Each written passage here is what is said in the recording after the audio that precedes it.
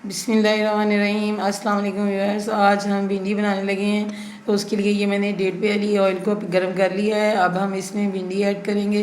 भिंडी को मैंने आधा घंटा पहले धोकर धूप में सुखा लिया था और ये 1 इंच के पीसेस मैंने काट लिए हैं तमाम। और भिंडी हम ऑयल में डाल के इसको फ्राई करेंगे, लेकिन इसका चम्मच बिल्कुल नहीं हिलाना। 3 मिनट एक साइड से फ्राई करेंगे और फिर दूसरी साइड हमने चेंज कर ली है और दूसरी साइड भी हम 3 मिनट फ्राई करेंगे।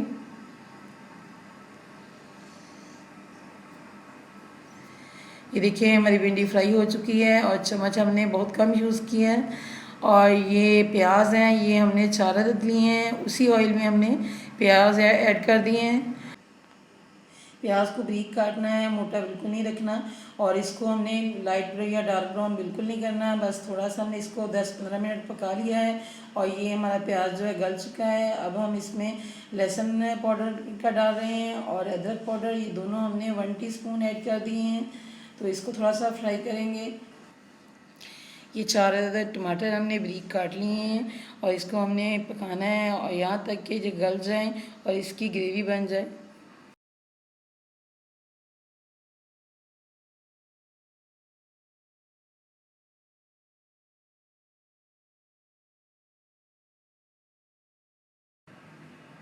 ये 10-15 मिनट में ग्रेवी हमारी रेडी हो चुकी है। अब हम इसमें सब्ज़ मिर्च डालेंगे, ये भी मैंने बारीक काटी हुई है।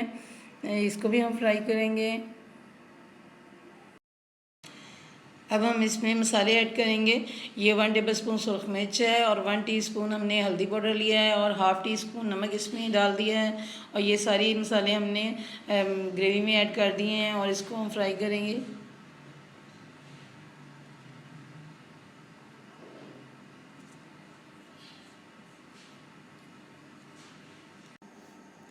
मसाले में अब हम फ्राई की हुई भिंडी डाल देंगे और इसमें पानी हमने बिल्कुल यूज़ नहीं करना, क्योंकि अगर पानी हम डालेंगे तो हमारी भिंडी अच्छी बिल्कुल नहीं बनेगी।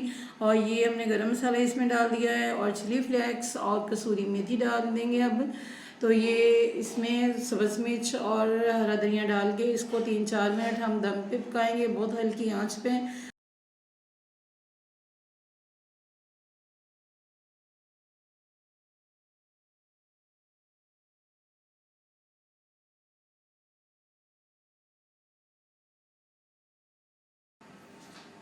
हमारी भिंडी जो है रेडी हो गई है, बहुत ही टेस्टी बनी है, क्योंकि इसमें हमने पानी बिल्कुल नहीं यूज़ किया।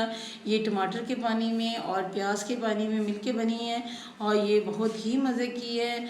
इसमें बिल्कुल कोई लेस वगैरह नहीं है। आप भी ज़रूर बनाइए। अगर ये आपको मेरी रेसिपी अच्छी लगी हो तो चैनल को सब्सक्राइब करें, वीडियो को लाइक करें, शेयर करें।